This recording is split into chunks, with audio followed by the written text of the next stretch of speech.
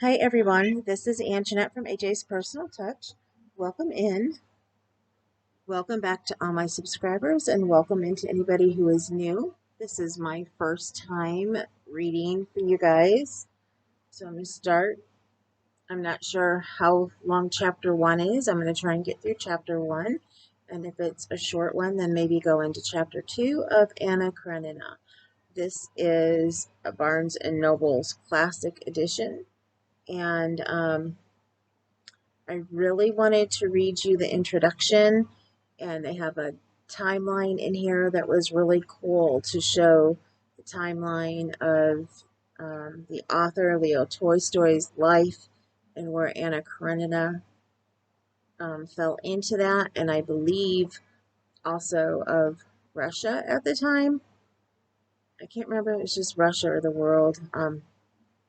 I didn't flip through it today. I flipped through it the other day, so I didn't look again. But I can't because even though the book is in public domain, anything that has been written about the book inserted in here by the publishing company and whoever wrote it, they each have separate authors. The introduction and notes are by Amy Mendelker, I think is how you say her name, but those are under copyright.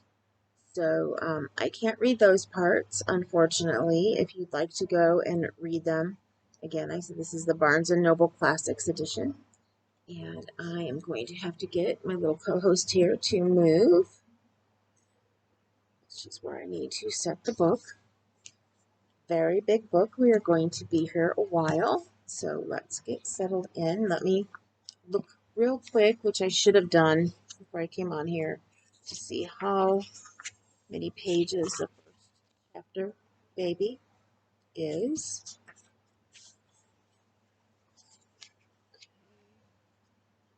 That says chapter 1X. Oh, 1X. These are in Russian numerals. Actually, I will be reading a couple chapters to you because the chapters look like they are just a couple pages long. So, yep, I will be getting in a couple chapters here. So we will see by the time I'm done how many I get up to. Chapter 1. Vengeance is mine. Vengeance is mine. I will repay. Happy families are all alike. Every unhappy family is unhappy in its own way. Everything was in confusion in the Oblonsky's house. The wife had discovered that the husband was carrying on an intrigue with a French girl, who had been governess in their family, and she had announced to her husband that she could not go on living in the same house with him. This position of affairs had now lasted 3 days, and not only the husband and wife themselves, but all the members of the family and household were painfully conscious of it. Every person in the house felt that there was no sense in their living together, and that the stray people brought together by chance in any inn had more in common with one another than they, the members of the family and household of the Oblonskys. The wife did not leave her own room. The husband had not been at home for 3 days. The children ran wild all over the house. The English governess quarreled with the housekeeper and wrote to a friend asking her to look out for a new situation for her. The man cook had walked off the day before, just at dinner time. The kitchen maid and the coachman had given warning. 3 days after the quarrel, Prince Stefan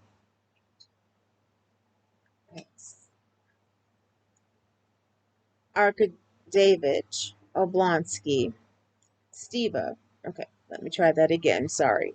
3 days after the quarrel, Prince Stefan Arkadevich Oblonsky, Steva, as he was called in the fashionable world, woke up at his usual hour, that is, at 8 o'clock in the morning, not in his wife's bedroom, but on the leather-coated sofa in his study.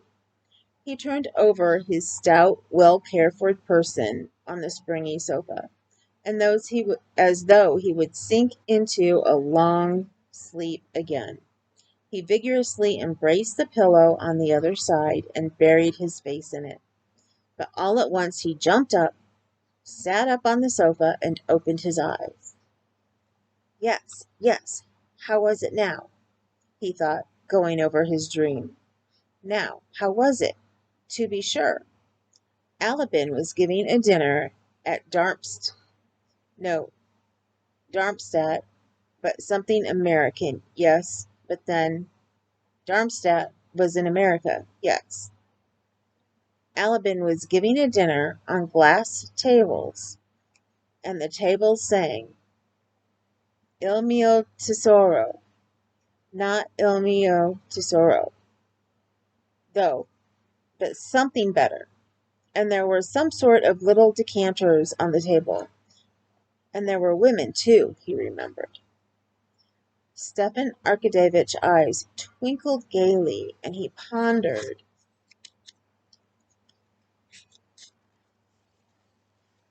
With a smile. Yes, it was nice, very nice. There was a great deal more that was delightful.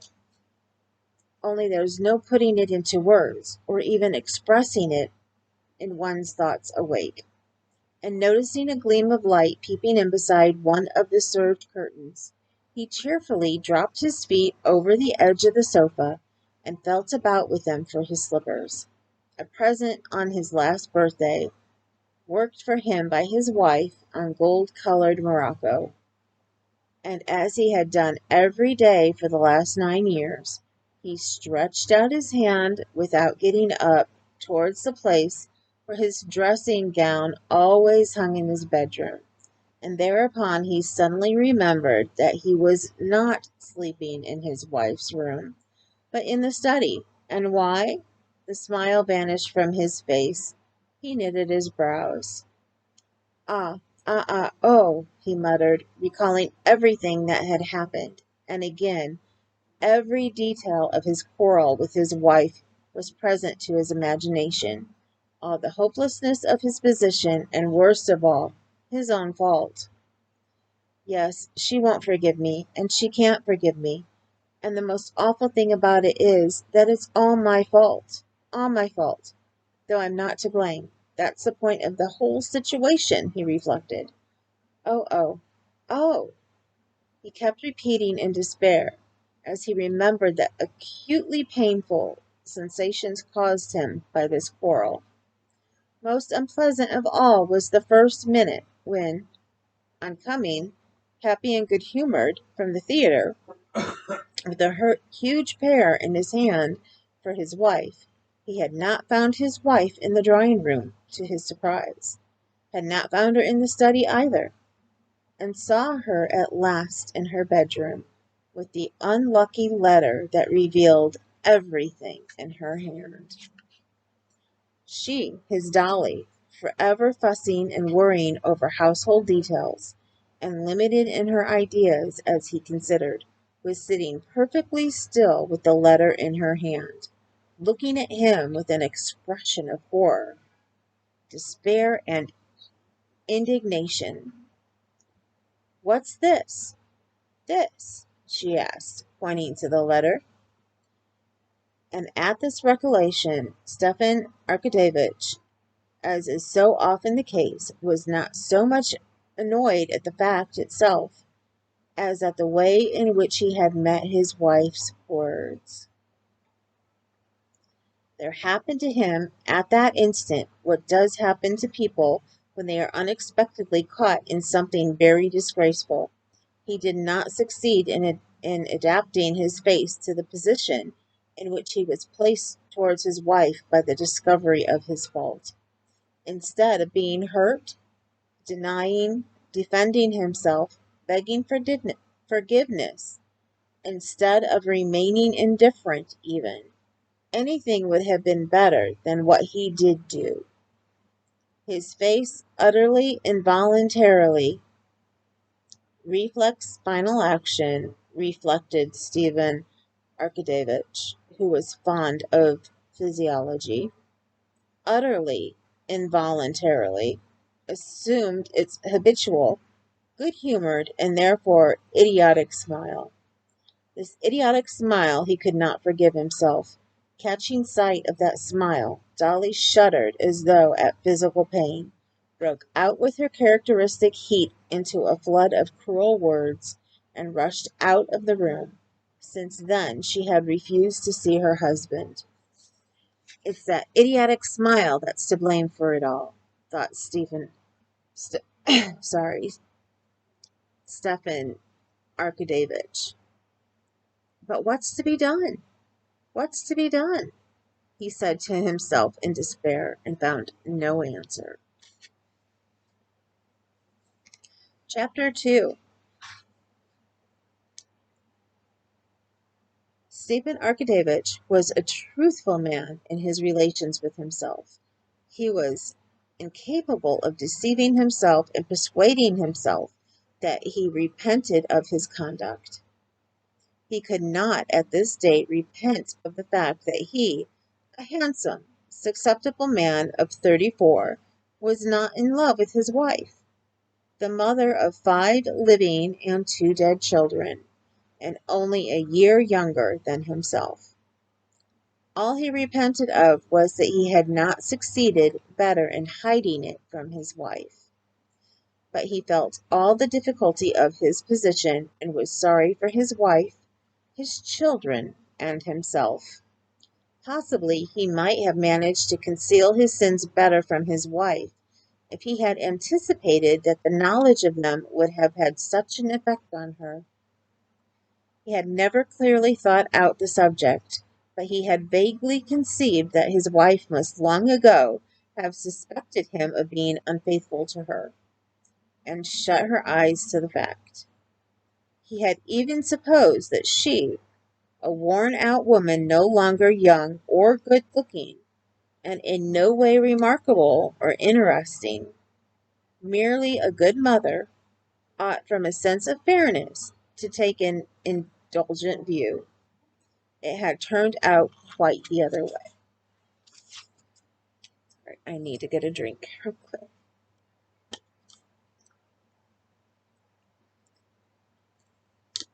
Excuse me, some of these names are different than what I am reading, so I may mispronounce them. Oh, it's awful. Oh dear, awful. Stefan Arkadevich kept repeating to himself, and he could think of nothing to be done. And how well things were going up till now. How well we got on. She was contented and happy in her children. I never interfered with her in anything. I let her manage the children and the house just as she liked. It's true, it's bad, her having been a governess in our house. That's bad. There's something common, vulgar, in flirting with one's governess. But what a governess! He vividly recalled the roguish black eyes of Mill Rowland and her smile. But after all, while she was in the house, I kept myself in hand. And the worst of it all is that she's already, it seems, as ill luck would have it so. Oh no, but what is to be done? There was no solution but that universal solution which life gives to all questions, even the most complex and insoluble. That answer is, one must live in the needs of the day, that is, forget oneself. To forget himself in sleep was impossible now, at least till night time. He could not go back now to the music sung by the decanter women, so he must forget himself in the dream of daily life. Then we shall see, Stefan Arkadevich said to himself, and getting up, put on a gray dressing gown lined with blue silk, tied the tassels in a knot, and drawing a deep breath of air into his broad, bare chest, he walked to the window with his usual confident step, turning out his feet that carried his full frame so easily. He pulled up the blind and rang the bell loudly. It was at once answered by the appearance of an old friend, his valet, Matvey, carrying his clothes, his boots, and a telegram. Matvey was followed by the barber with all the necessaries for shaving. "Are there any papers from the office?" asked Stepan Arkadyevitch, taking the telegram and seating himself at the looking-glass. "On the table," replied Matvey, glancing with inquiring sympathy at his master, and after a short pause he added with a sly smile, "They've sent from the carriage jobbers." Stepan Arkadyevitch made no reply. He merely glanced at Matvey in the looking-glass. In the glance in which their eyes met in the looking-glass, it was clear that they understood one another. Stepan Arkadyevitch's eyes asked, "Why do you tell me that? Don't you know?" Matvey pulled his hands in his jacket pockets, thrust out one leg, and gazed silently, good-humoredly, with a faint smile at his master. "I told them to come on Sunday. Until then, not to trouble you or themselves for nothing," he said. He had obviously prepared this sentence beforehand. Stepan Arkadyevitch saw Matvey wanted to make a joke and attract attention to himself. Tearing open the telegram, he read it through, guessing at the words, misspelt as they always are in telegrams, and his face brightened. "Matvey, my sister, Anna Arkadyevna, will be here tomorrow," he said, checking for a minute the sleek, plump hand of the barber, cutting a pink path through his long, curvy whiskers. "Thank God," said Matvey, showing that by this response that he, like his master, realized the significance of this arrival. That is, that Anna Arkadyevna, the sister he was so fond of, might bring about a reconciliation between husband and wife. "Alone or with her husband?" inquired Matvey. Stepan Arkadyevitch could not answer, as the barber was at work on his upper lip, and he raised one finger. Matvey nodded at the looking-glass. "Alone. Is the room to be got ready upstairs?" "Inform Darya Alexandrovna where she orders." "Darya Alexandrovna," Matvey repeated, as though in doubt. "Yes, inform her. Here, take the telegram, give it to her, and then do what she tells you." "You want to try it on?" Matvey understood, but he only said, "Yes, sir." Stepan Arkadyevitch was already washed and combed and ready to be dressed, when Matvey, stepping deliberately in his creaky boots, came back into the room with the telegram in his hand. The barber had gone. "Darya Alexandrovna told me to inform you that she is going away. Let him do, that is you, as he likes," he said, laughing only with his eyes and putting his hands in his pockets. He watched his master with his head on one side. Stepan Arkadyevitch was silent a minute. Then a good-humored and rather pitiful smile showed itself on his handsome face. Matvey," he said, shaking his head. "It's all right, sir. Things will look up," said Matvey. "Look up?" "Yes, sir." "Do you think so?" "Who's there?" asked Stepan Arkadyevitch, hearing the rustle of a woman's dress at the door. "It's I," said a firm, pleasant woman's voice, and the stern, pock-marked face of Matrona Philimonovna, the nurse, was thrust in at the doorway. "Well, what is it, Matrona?" queried Stepan Arkadyevitch, going up to her at the door.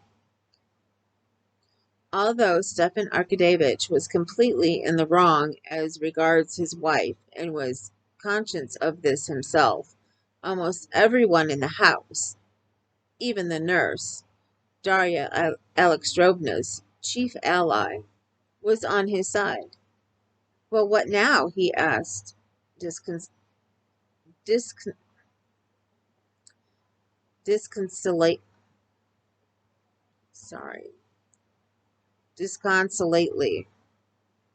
Go to her, sir. Own your fault again. Maybe God will aid you. She is suffering so. It's sad to see her, and besides, everything in the house is topsy-turvy. You must have pity, sir, on the children. Beg her forgiveness, sir. There's no help for it. One must take the consequences. But she won't see me. You do your part. God is merciful. Pray for God. Pray to God, sir. Pray to God. Come, that'll do. You can go, said Stefan Arkadevich, blushing suddenly. Well now, do dress me. He turned to Matvey and threw off his dressing gown decisively. Matvey was already holding up the shirt like a horse's collar and blowing off some invisible speck. He slipped it with bleh, sorry. He slipped it with obvious pleasure over the well-groomed body of his master. Chapter 3. When he was dressed, Stepan Arkadevich sprinkled some scent on himself, pulled down his shirt cuffs, distributed into his pockets his cigarettes, pocketbook, matches, and watch with its double chain and seals, and shaking out his handkerchief, feeling himself clean, fragrant, healthy, and physically at ease, in spite of his unhappiness, he walked with a slight swing on each leg into the dining room, where coffee was already waiting for him, and beside the coffee, letters and papers from the office.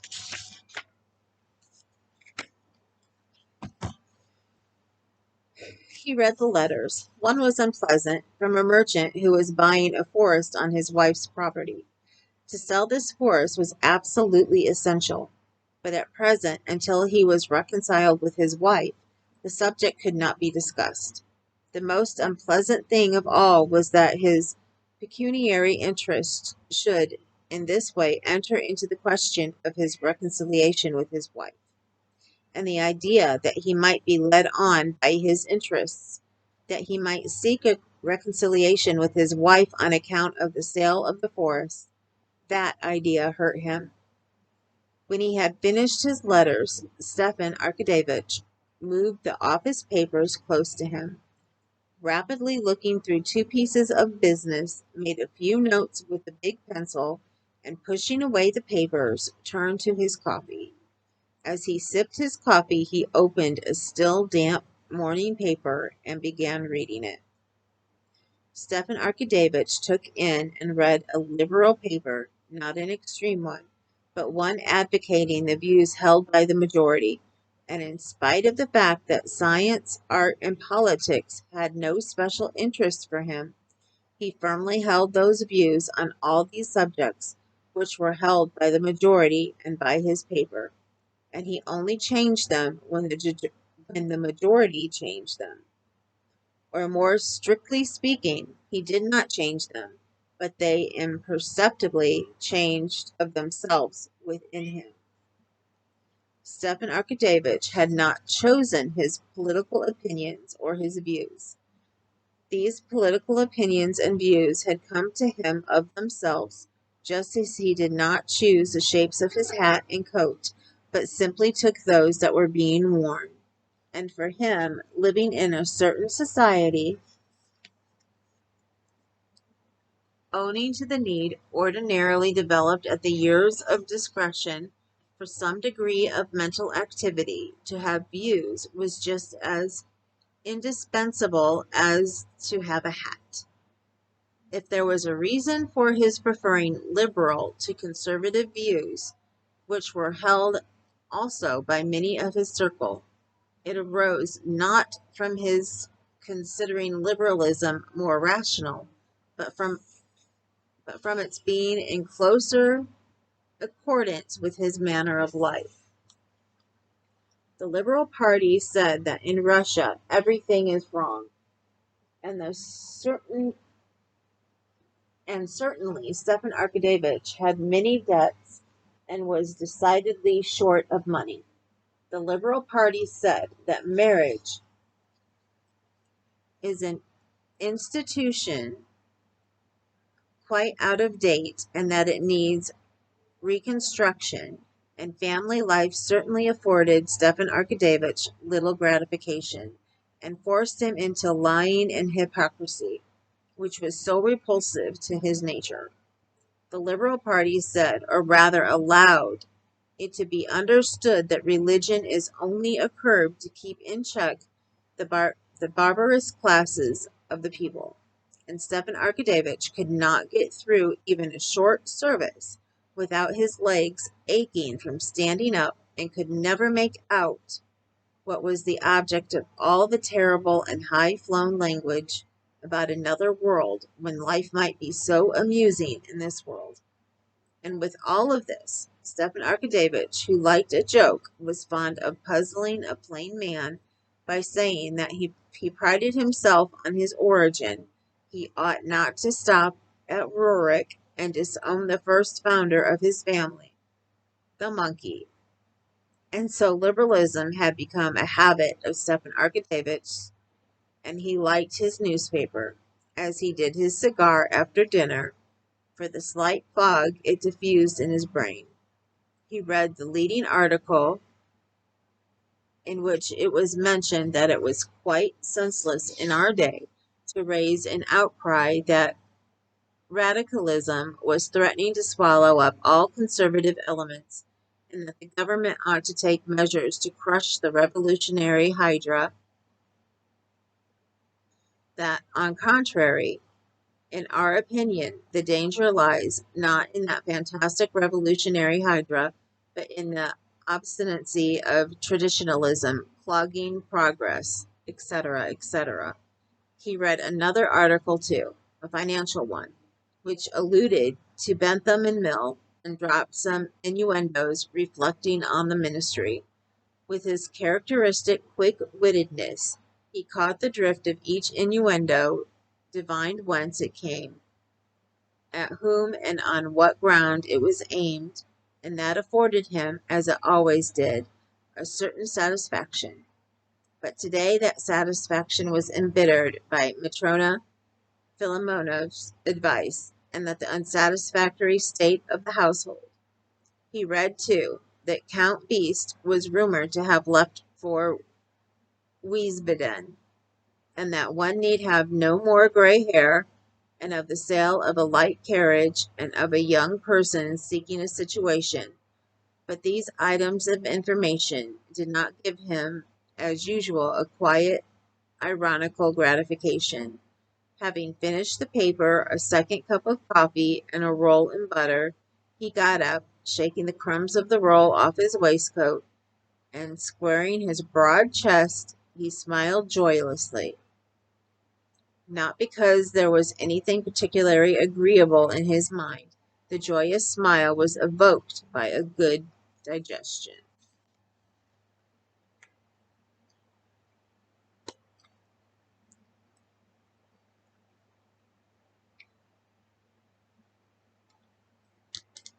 But this joyous smile at once recalled everything to him, and he grew thoughtful. Two childish voices. Stefan Arkadevich recognized the voices of Grisha, his youngest boy, and Tanya, his eldest girl, were heard outside the door. They were carrying something and dropped it. "I told you not to sit passengers on the roof," said the little girl in English. "There, pick them up." Everything's in confusion, thought Stefan Arkadevich. There are the children running about by themselves. And going to the door, he called them. They threw down the box that represented a train and came in to their father. The little girl, her father's favorite, ran up boldly, embraced him, and hung laughingly on his neck, enjoying, as she always did, the smell of scent that came from his whiskers. At last the little girl kissed his face, which was flushed from his stooping posture, and beaming with tenderness, loosed her hands, and was about to run away again, but her father held her back. "How is Mamma?" he asked, passing his hand over his daughter's smooth, soft little neck. "Good morning," he said, smiling to the boy, who had come up to greet him. He was conscious that he loved the boy less and always tried to be fair. But the boy felt it and did not respond with a smile to his father's chilly smile. "Mamma, she is up," answered the girl. Stepan Arkadyevitch sighed. That means that she's not slept again all night, he thought. Well, is she cheerful? The little girl knew that there was a quarrel between her father and mother, and that her mother could not be cheerful, and that her father must be aware of this, and that he was pretending that when he asked about it so lightly, and she blushed for her father. He at once perceived it and blushed too. "I don't know," she said. "She did not say we must do our lessons, but she said we were to go for a walk with Miss Hoole to grandmamma's." "We'll go, Tanya, my darling." "Oh, wait a minute, though," he said, still holding her and stroking her soft little hand. He took off the mantelpiece where he had put it yesterday, a little box of sweets, and gave her two, picking out her favorites, a chocolate and a fondant. "For Grisha?" said the little girl, pointing to the chocolate. "Yes, yes." And still stroking her little shoulder, he kissed her on the roots of her hair and neck and let her go. "The carriage is ready," said Matvey, "but there's some one to see you with the petition." "Been here long?" asked Stepan Arkadyevitch. "Half an hour." "How many times have I told you to tell me at once?" "One must let you drink your coffee in peace at least," said Matvey, in the affectionately gruff tone with which it was impossible to be angry. "We'll show the person up at once," said Oblonsky, frowning with vexation.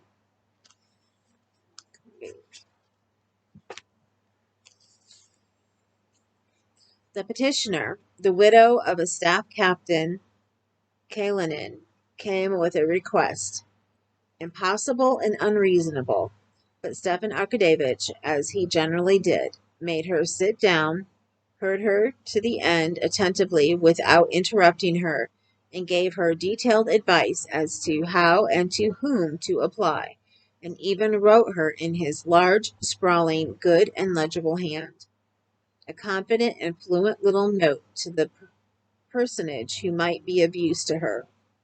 Having got rid of the staff captain's widow, Stepan Arkadyevitch took his hat and stopped to recollect whether he had forgotten anything.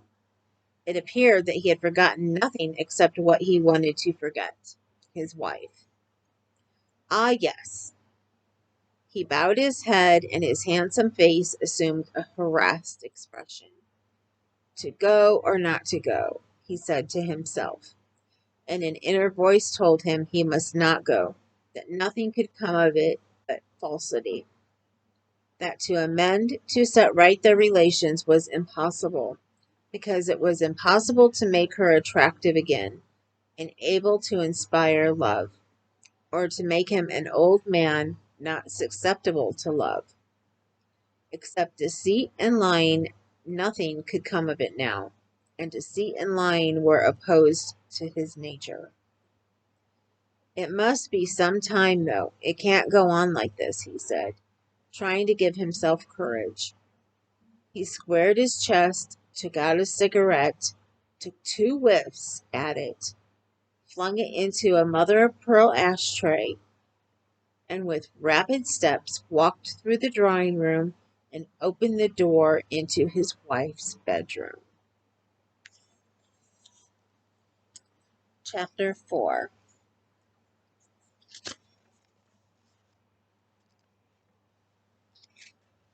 Let's see how long this one is.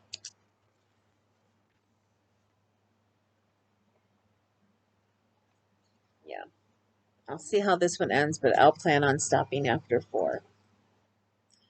Darya Alexandrovna, in a dressing jacket and with her now scanty, once luxuriant and beautiful hair fastened up with hairpins on the nape of her neck, with a sunken thin face and large startled eyes, which looked prominent from the thinness of her face, was standing among a litter of all sorts of things scattered all over the room. before an open bureau from which she was taking something.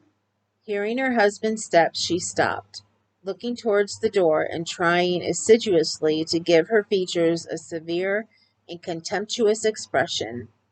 She felt she was afraid of him and afraid of the coming interview. She was just attempting to do what she had attempted to do 10 times already in these last 3 days, to sort out the children's things and her own, so as to take them to her mother's.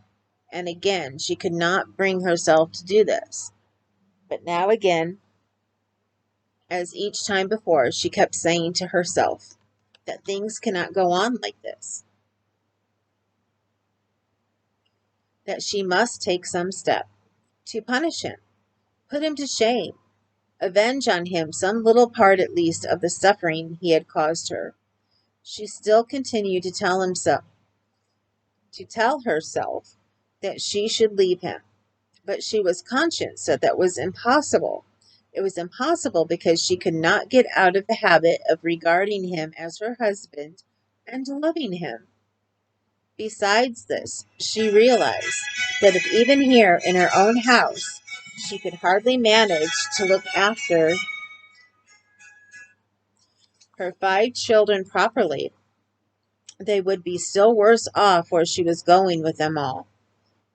As it was, even in the course of these 3 days, the youngest was unwell from being given unwholesome soup, and the others had almost gone without their dinner the day before. She was conscious that it was impossible to go away. But cheating herself, she went on all the same, sorting out her things and pretending she was going. Seeing her husband, she dropped her hands into the drawer of the bureau as though looking for something, and only looked round at him when he had come quite up to her. But her face, to which she tried to give a severe and resolute expression, betrayed bewilderment and suffering. "Dolly," he said.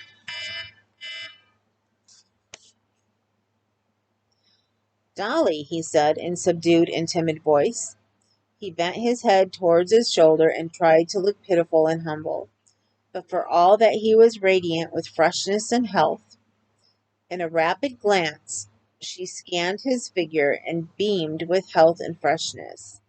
Yes, he is happy and content, she thought, while I, and that disgusting good nature which everyone likes him for and praises. I hate that good nature of his, she thought. Her mouth stiffened, the muscles of the cheek contracted on the right side of her pale, nervous face. "What do you want?" she said in a rapid, deep, unnatural voice. "Dolly," he repeated with a quiver in his voice. "Anna is coming today." "Well, what is that to me? I can't see her," she cried. "But you must, really, Dolly." "Go away, go away, go away," she shrieked, not looking at him, as though the shriek were called up by physical pain. Stepan Arkadyevitch could be calm when he thought of his wife. He could hope that things would look up, as Matvey expressed it, and could quietly go on reading his paper and drinking his coffee. But when he saw her tortured, suffering face, heard the tone of her voice, submissive to fate and full of despair, there was a catch in his breath and a lump in his throat, and his eyes began to shine with tears. "My God, what have I done? Dolly, for God's sake, you know." He could not go on. There was a sob in his throat. She shut the bureau with a slam and glanced at him. "Dolly, what can I say?" "One thing, forgive. Remember, cannot 9 years of my life atone for an instant?" She dropped her eyes and listened, expecting what he would say, as it were beseeching him in some way or other to make her believe differently. "Instant of passion," he said. That would have gone on, but at that word, as at a pang of physical pain, her lips stiffened again, and again the muscles of her right cheek worked. "Go away. Go out of the room," she shrieked, still more shrilly. And don't talk to me of your passion and your lonesomeness.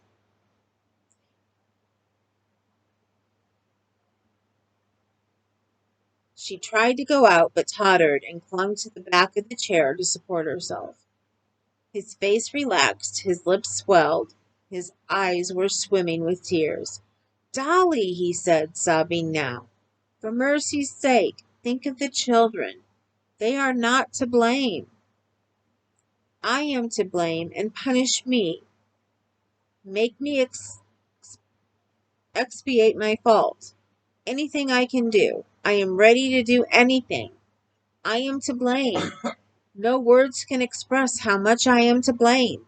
But Dolly, forgive me. She sat down.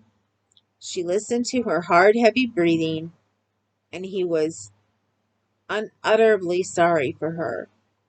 She tried several times to begin to speak, but could not. He waited. You remember the children, Stiva, to play with them. But I remember them, and know that this means their ruin, she said. Obviously, one of the phrases she had more than once repeated to herself in the course of the last few days. She had called him thou, and he glanced at her with gratitude and moved to take her hand, but she drew back from him with an aversion. I think of the children, and for that reason I would do anything in the world to save them, but I don't myself know how to save them. By taking them away from their father, or by leaving them with a vicious father? Yes, a vicious father. Tell me, after that, after what has happened, can we live together? Is that possible? Tell me, is it possible? Is it possible? She repeated, raising her voice. After my husband, the father of my children, enters in a love affair with his own children's governess. But what could I do? What could I do? He kept saying in a pitiful voice, not knowing what he was saying as his head sank lower and lower. You are loathsome to me, repulsive, she shrieked, getting more and more heated. Your tears mean nothing. You have never loved me. You have neither heart nor honorable feeling. You are hateful to me, disgusting, a stranger. Yes, a complete stranger. With pain and wrath, she uttered the word so terrible to herself. Stranger. He looked at her, and the fury expressed in her face alarmed and amazed him. He did not understand how his pity for her exasperated her. She saw in him sympathy for her, but not love. No, she hates me. She will not forgive me, he thought. It is awful, awful, he said. At that moment, in the next room, a child began to cry. Probably it had fallen down. Darya Alexandrovna listened, and her face suddenly softened. She seemed to be pulling herself together for a few seconds, as though she did not know where she was and what she was doing, and getting up rapidly, she moved towards the door. Well, she loves my child, he thought, noticing the change of her face at the child's cry. My child. How can she hate me? Dolly, one word more, he said, following her. If you come near me, I will call in the servants, the children. They may all know you are a scoundrel. I am going away at once, and you may live here with your mistress.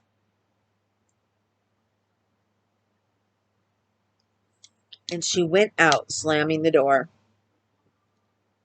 Stepan Arkadyevitch sighed, wiped his face, and with a subdued tread walked out of the room. Matvey says things will look up, but how? I don't see the least chance of it. Uh-oh, how horrible it is. And how vulgarly she shouted, he said to himself, remembering her shriek and the words, scoundrel and mistress.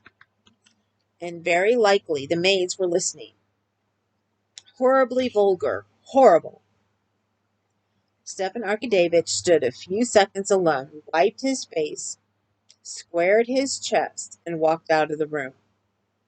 It was Friday, and in the dining room the German watchmaker was winding up the clock. Stepan Arkadyevitch remembered his joke about the punctual, bald watchmaker, that the German was wound up for a whole lifetime himself to wind up watches.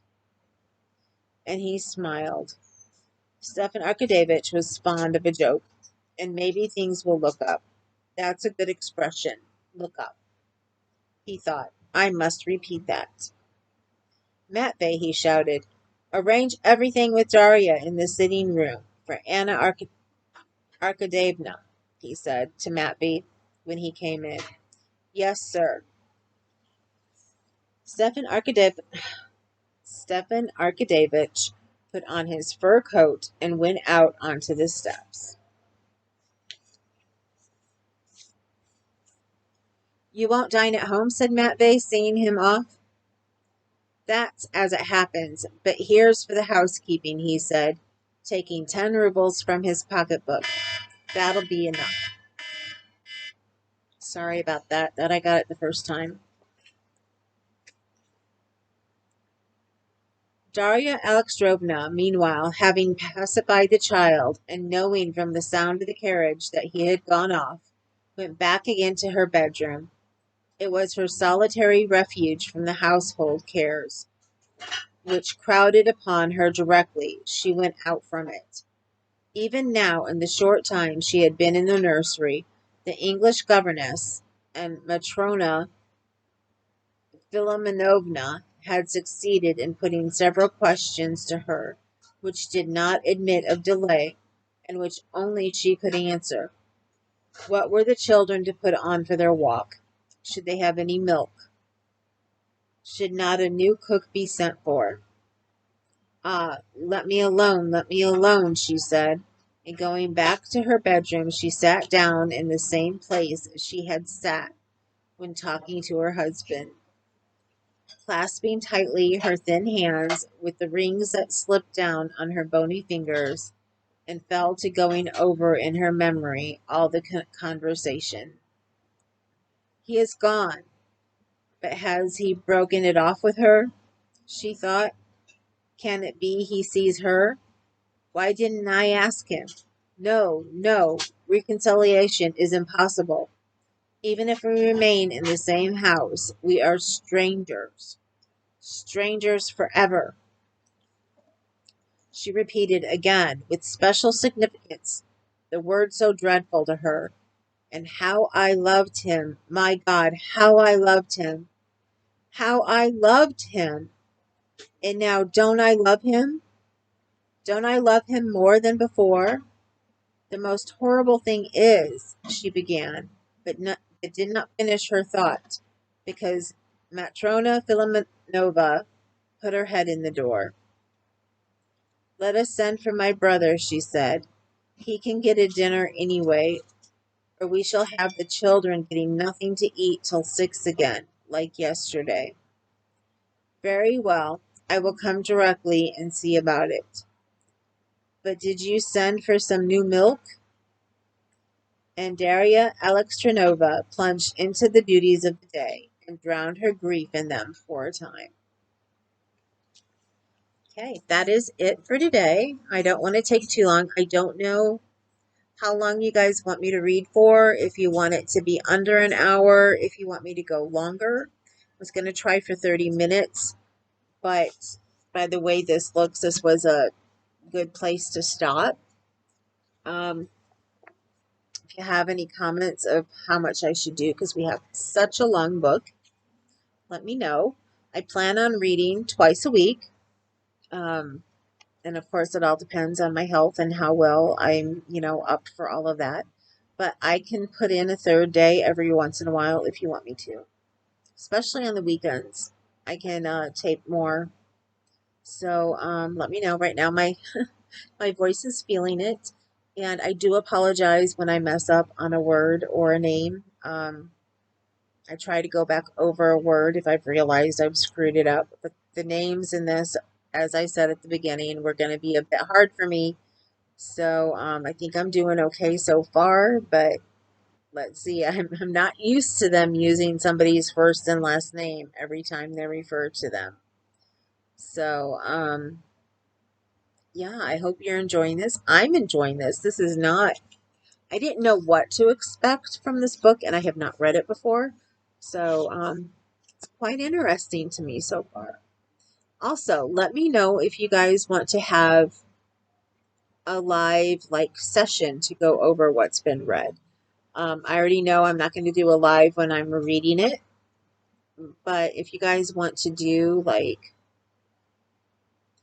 once a week, a short live on, what do you think of, what you've heard so far, or if maybe every other week to give you time to actually listen and get a feel for it, because everybody may not be able to listen to it at the same time. So let me know what you think. Just put it in the comments below. I hope you enjoyed the first 4 chapters. I was going to say first chapter, but first 4 chapters. And I can't wait to read again. And I will see you guys soon. If I don't read before Friday, I will at least see you Friday for Work Friday. And for those of you who would like to do live video chats, like I said, you can come to my Facebook page. You can join the group. And if anybody has certain times that you would like to do the video chat, let me know and I can try to do that. I can't promise that I can do it for, the time that everybody wants, but I will try to be as close to it as I possibly can. So right now it's more at night. I'm up quite a bit in pain right now. I've got a flare that just started, and a couple of people I talk to are on, or who come in, are on the Pacific coast. So therefore, you know, I'm in a little bit later, but it's earlier for them. So again, it's open to everybody. When I open it, it's open to everybody anytime you want to come in while it's still open. So with that said, I'm going to go. I'm going to try and get prizes together now today and get them ready to go. And then I'm going to open the room because I've got some crocheting.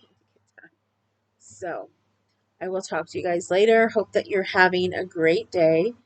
And I will see you soon.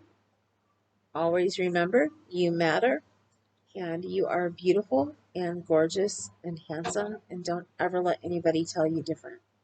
And I will see you later. Later.